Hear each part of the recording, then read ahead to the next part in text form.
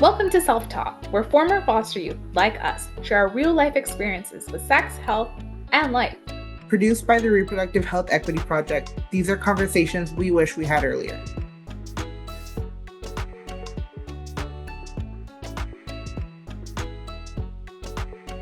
So, welcome to season 3 of Self Talk. I'm so excited to be here with you guys all. We're here with our first episode, and I'm so excited to talk about all the things we will today.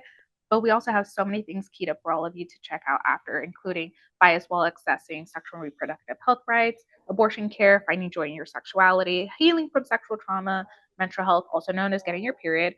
And I'm excited to introduce Myh'Keith, who's here from our Youth Advisory Board, and we'll be starting off by talking about prioritizing your mental health in relationships. Yeah, we're talking about mental health and relationships. Healthy relationships are super important to your mental health. They lead to reduced stress, improved mood, and enhanced self-esteem. Yeah, and a key resource that our YAB has actually created for you all is our 10 healthy tips for relationships.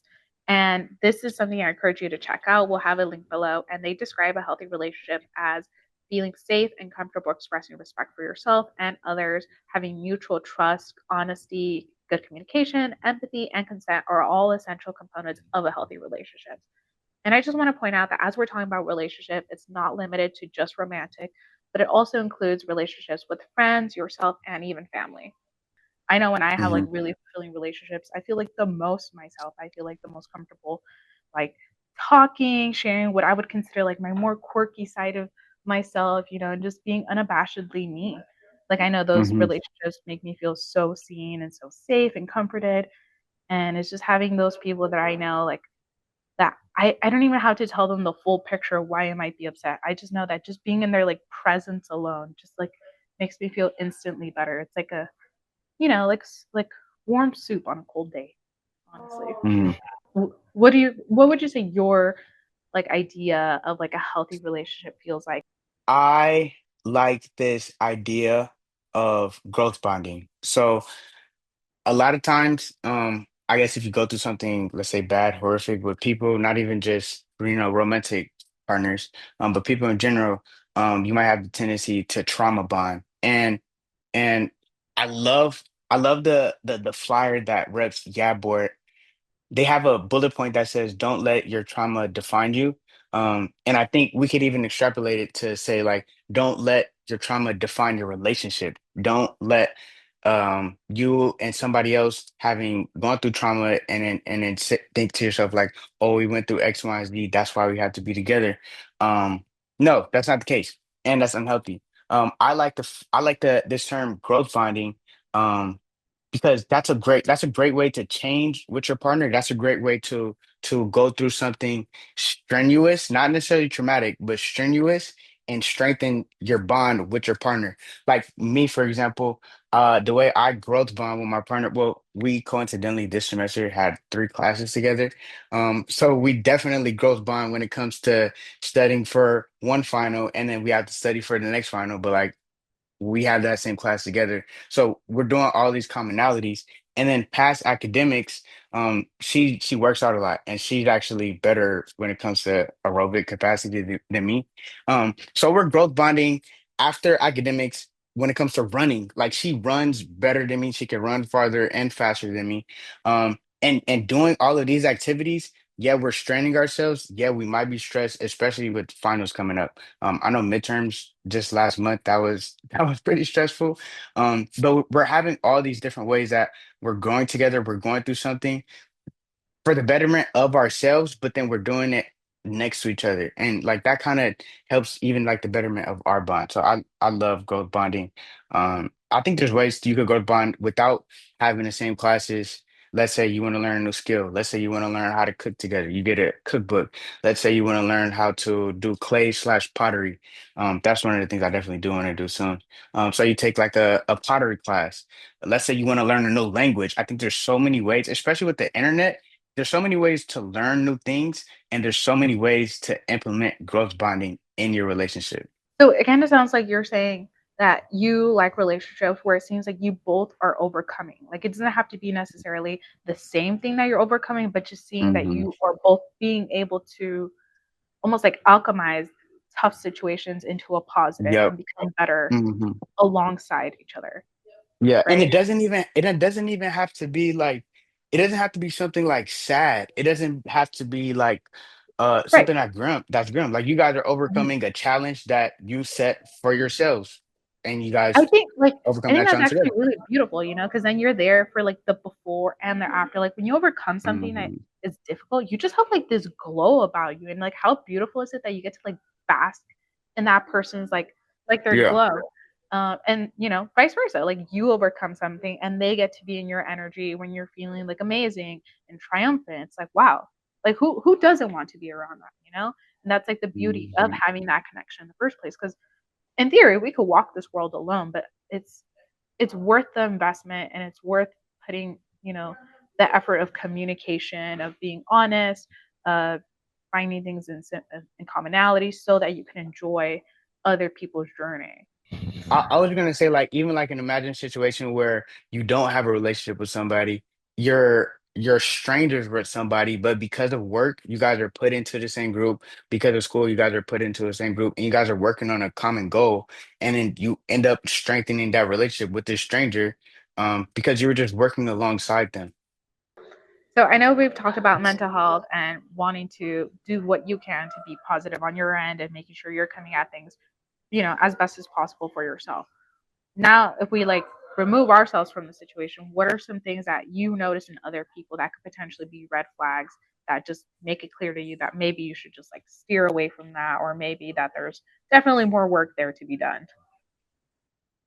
I think a red flag that you can reflect on and possibly find like in your life is is you guys only communicating, whether it's good or bad, only when they want to communicate. So like if you have a let's say hard topic or bringing up something to them that needs to be discussed, but they really don't want to touch on it, um, but then life is still able to like float along.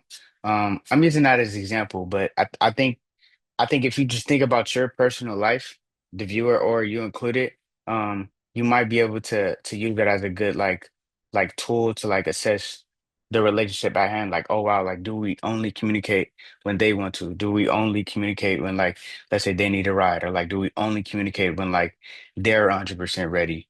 Um, Kind of like the relationship only moves forward. Um, I guess when they're ready to show up, or like when it's convenient for them.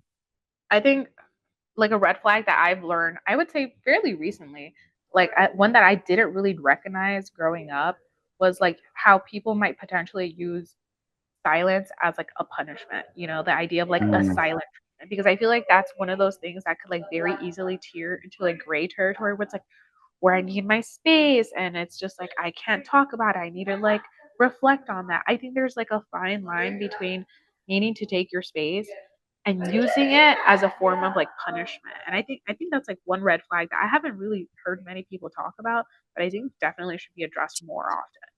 Yeah, I agree with that too. Because there's a difference between taking space to like let's say cool down or walking away from it, and then revisiting it when you're in a better headspace, when you're less emotional after you've taken a bite, after you've gotten a bite to eat. But then like taking that too far into the extreme would be like, all right, just having the silence, like not having any sort of reconciliation. I think another red flag, I mean, this, I'd say this red flag is like harder to pinpoint than the other. But I would say like it might seem so simple that like it's crazy, but like if you don't feel comfortable around them, if you're second guessing, if you want to say let's say like a funny joke, not because like oh the joke isn't that funny, but because like if you're even comfortable to say that joke around them, I think that could be a red flag because like it's a sign that you're not you're not willing to be just yourself. You're not willing to be you. So yeah, I'd say if you're uncomfortable around them. Yeah. Yeah, I feel like these are actually kind of things that it's like it's almost the things that are not said that are toxic versus the things that are said. Because I think at times it's very easy to identify toxic relationships or platonic relationships because they're saying something aggressive or their actions are Yeah, outright right. aggressive. So sometimes it's Uh, also the things that like are not being said. Like you just said, like having to rethink that joke that you want to say and like not being able to be fully yourself. You're like, "Ah, well, they're not mhm. doing anything to me, but Right. I Hmm. can't myself." Or like I just said, the silent treatment. It's the lack of communication that is Yep. toxic. And Hmm. like on that same thread, having to like tiptoe around people and just like not addressing conversations for fear of like it turning into something more. It's again like the silence that is more indicative of it not being healthy. So I Hmm. think those are all kind of like falling under the same category. And I think those are all red flags that are so hard to pinpoint because it's like if someone were to ask you like, well, why are they a bad person or why are you and so not friends anymore? It's like, well, how do I explain that? Yeah, yeah. Like how do I explain like, oh, what I wanted to say a joke, but like I wasn't really comfortable around them, so like I didn't say the joke. But that wasn't just one time; it was like multiple times, and like they kind of only reach out to me like when it's convenient for them. Like it might even seems like you're arguing for like them being a bad friend, but you definitely know that like, yeah, this isn't how a healthy relationship is supposed to be. But like they haven't said the extremes, like they haven't done the extremes.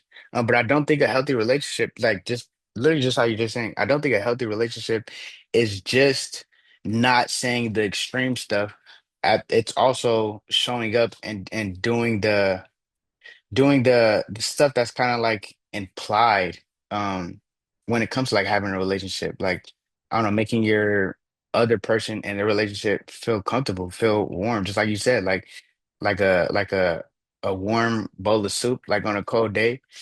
Like your other person should want you to feel comfortable around you. And yeah, I mean that's it there. Like it's relationships.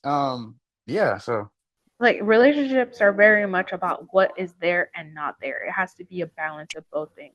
Like if for some reason you are busy and you can't communicate with someone and you're gonna be, ghost for a couple of days, it's taking the 30 seconds to be like, hey, I'm not ignoring you. I'm just busy. Or hey, I hear you, I recognize you, but I'm not in a good mental state to address this myself.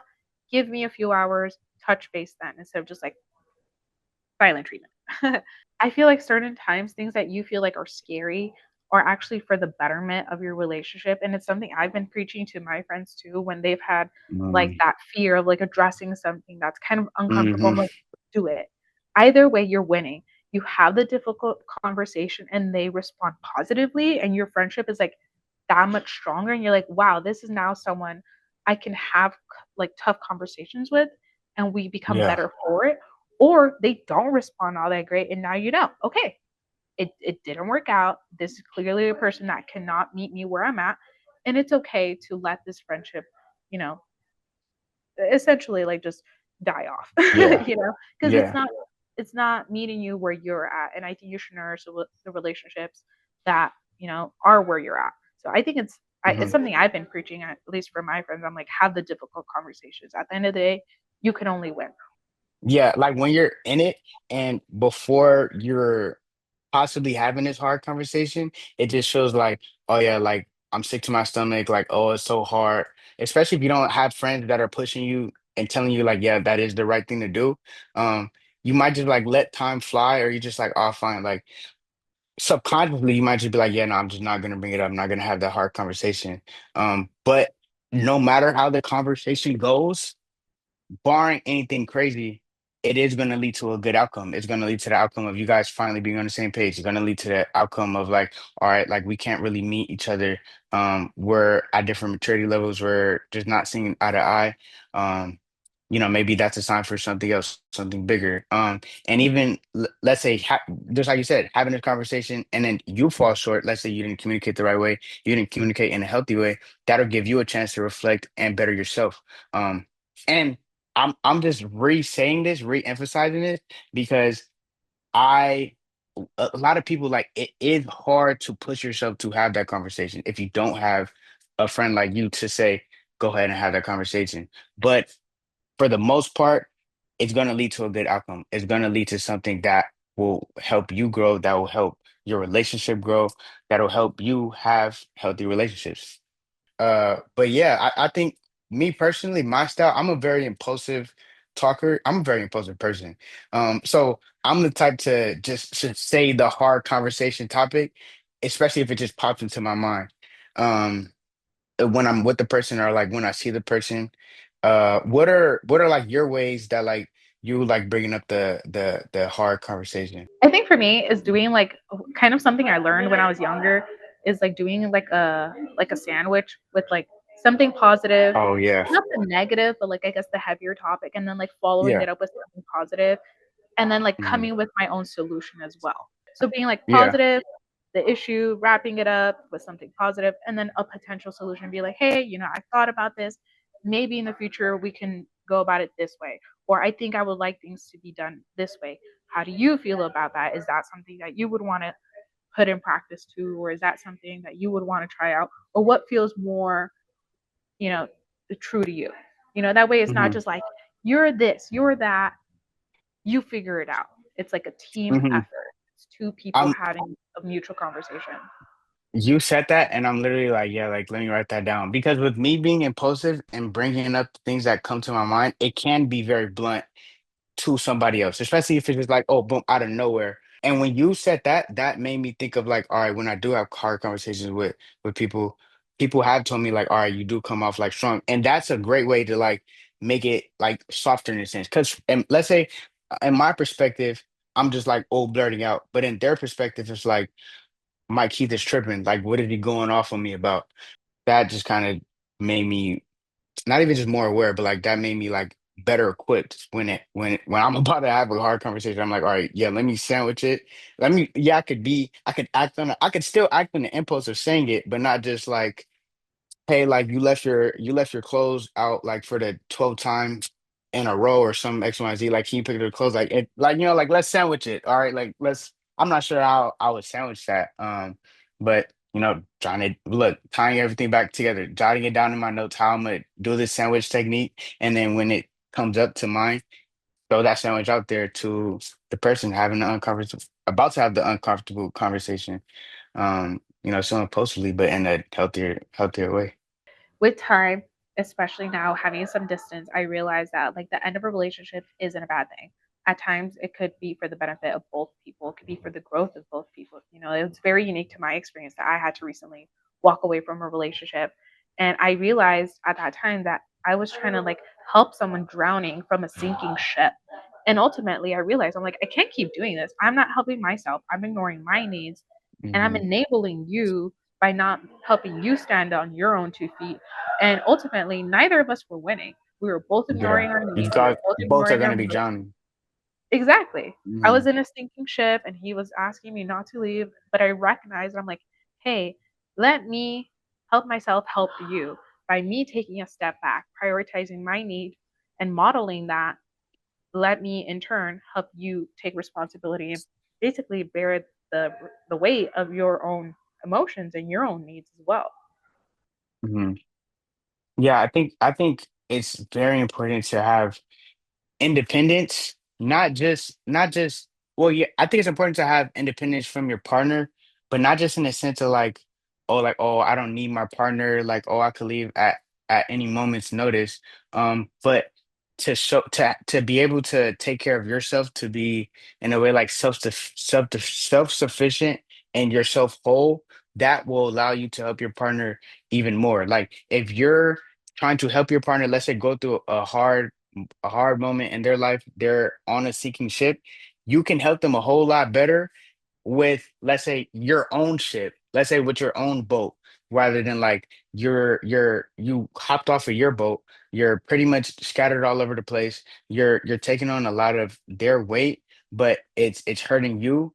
And so if you're not good yourself, you can't take care of yourself, how are you going to take care of them? Like, and it's hard to put it in a way that doesn't sound selfish, but it isn't selfish. It isn't selfish to notice that like, wow, like I'm not even meeting the needs for my own self, because I want to help this person. Like I really do want to help this person, but also remind yourself you can help this person a whole lot better if you meet your own needs yourself, right? Like when we're on an airplane and they give you the whole spiel of what happens in case of an emergency. They don't say, all right, go find the youngest person and then help them put their oxygen mask on, and then the oldest person, then help them put their oxygen mask on. And if everybody else kind of looks fine, all right, then you can put your oxygen mask. No, like the first thing they say is put your oxygen mask on first, and it's not selfish because how are you gonna help somebody put their oxygen mask on, and then you pass out, and then now both of you guys are passed out? Put your oxygen mask on first, and then you can help others. I almost feel like you have to be a little bit selfish in a relationship too, because I feel like there's very unique needs that you can't have your partner meet all of. You know, there's Yeah. certain relationships that you need for a specific reason. Like you need a balance of like let's say if we're in a romantic relationship, you can't invest all your time, energy, and effort into this one person. You need to like Hmm. spread out the love, so to say. You gotta have family Yeah. connections, friend relationships, and they need to have the same. You need to be able to have moments outside of each other to then be able to like have room to miss each other and to appreciate one another. Like if you're doing every single thing with each other, you're not fostering other parts of your identity that you should be. So I think it Yeah. is okay to be selfish. It's okay to take a step back when things aren't working, or even when you're in a relationship, being able to spend time with people who are not your partner, or spending all your time and energy on one friend, because then they feel almost burdened, like when they can't be there for you. I've had Yeah. that happen with a friend of mine where I was their only friend, and so when I wasn't available, because I have my own life, um, it hit them a lot harder. Whereas if they had been like fostering several relationships outside of our connection, it wouldn't have like hit her so hard. Like imagine a world where like you do love your partner. It could be new. You're in a honeymoon phase. But you did look at the rep yeah healthy relationship tips, and you remember like, oh, like set boundaries. So yeah, you met the girl, you guys have a class together this semester, or you guys, got paired together to work. She's your coworker at work. Or let's say you guys met through a run club. However you guys met, you guys have a lot of time, a lot of free time, some way, somehow to spend with each other. But you set boundaries of like, all right, there's new girl, there's new man, there's new partners in my life. But I still want to feed into my other healthy relationships. I still want to make sure that I spend time with my parents, make sure that I spend time with my best friends, make sure I spend time with my family. Instead of like spending the next 6 hours looking at the new season of Stranger Things. I don't know, correct me if I'm wrong though. Um, I'm gonna spend an hour or two with my partner looking at Stranger Things. And then I'm gonna call up, let's say, my cousin or family member that's in town for the holidays. And then I'm gonna, let's say, start cooking, or let's say start learning that new skill that I wanted to do for myself by myself, not in a selfish way, but for yourself. And then afterwards, I could go call up my parents. And then let's say in my day with my partner, we could circle back around and then talk about our day. And at the moment, all of that sounds all fine and dandy, but you're like, yeah, no, I don't want to do that. I just want to just stay with my partner on the couch, right? But I feel like if you kind of fight against that friction and do what's healthier in the long run, you'll be like, wow, like I have all these good, healthy relationships, and it's just better. So like, let's say things kind of do go wrong with your partner, but you do have more independence. It isn't just, oh, I'm attached to the hip with that person. You're able to face it. You're able to navigate that because like you do have your cousin, you do have your own hobbies, you You do know, have your family I there. you said something. Sorry, I hate to interrupt you, but like it was like such a like light Yeah. bulb moment when you said this, and I was like, wait, like we've been talking about relationships with other people, and I'm like, what about your relationship to yourself? I'm like, Yeah, with yourself. Yep. hello, like is that not like the most important thing? Like there's things I do that I'm almost like dating myself, that are like forms of self-care. Like I make Sundays Hmm. like a ritual. These are like my self-care tips, because I'm like, you want to go do this, you want to go do that. No, sorry, I have this time for me, and I For make it you. like an appointment, like it's nobody's business.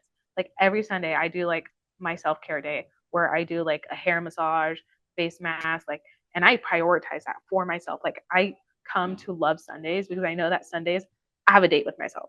And I feel like it helps, Yeah. like not only like on a physical level, but like it's a time where I like digest everything that's happened in that week. I reflect, as I'm like doing my gua sha. I'm like thinking about life choices, thinking about my friendships. And I'm like, yes. And I think over time, I've like I've made it like such a habit to like date myself that I feel like other people like can tell, like internally out Hmm. from the inside out. They're Yeah. like, wow, like you really love yourself. Like you really Yeah, like trust you have a yourself. self identity of yourself. You know who you are, Yeah. and you feed into that. Yeah. Yeah, exactly. Like I know Mhm. that's something I do for myself. Do you have anything like that? I do. I would say like I go one to get my hair cut, but I kind of like get myself together, and it's very open ended. It kind of like it kind of it kind of doesn't make sense, and it doesn't have a routine. But I guess when people do come into my life, they might see or notice like, oh, you have X, Y, and Z together. And it'll be because of those sporadic self-care days. But yeah, getting a haircut for me, that's for sure something. Times I would like go through my room, go through my whole house, organize all the physical things. A lot of my work that I do for myself is digital alongside like as in for I guess profession, it also is digital. Um, but like let's say vlogs, for example, I brought that up. I do vlogs for myself, and somebody might see like, oh wow, like you really like vlogging, like you actually put a lot of time and effort into this. And I'm not doing it for let's say cloud or let's say like for another person. Like it literally is just for myself. And when that shows up to other people, people are like, wow, like you love yourself.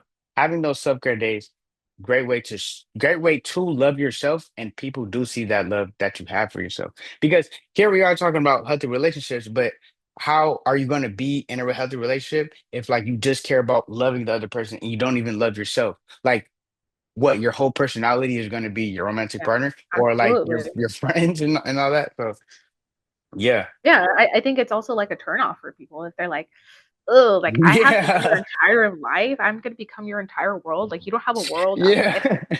Oh, I don't know if I want Like that.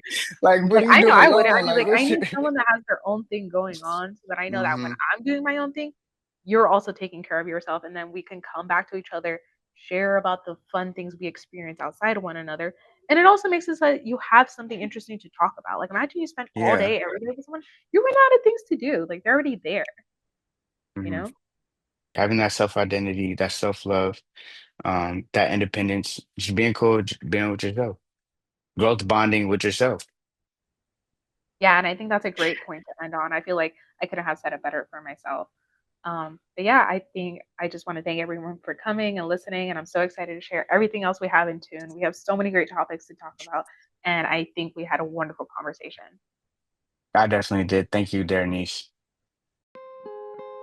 Thanks for listening. To hear more and support our cause, like this video and subscribe to our channel. And check out fosterreprohealth.org for more resources.